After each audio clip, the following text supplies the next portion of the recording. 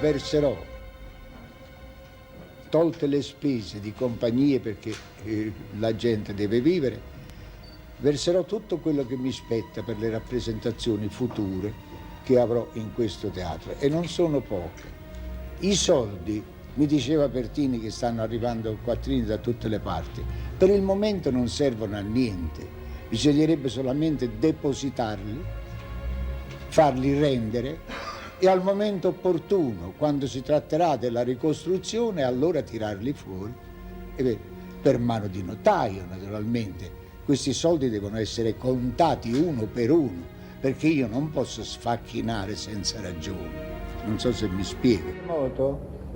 È vero, per certi che la pensano diversamente, sia diventata una specie di artrosi che debba fermare tutto e pensare solamente al terremoto.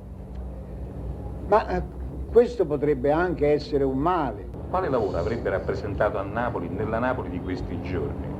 Dobbiamo suggerirlo noi o... Ma io penso che l'unico lavoro sarebbe Napoli milionaria, ma quello attuale.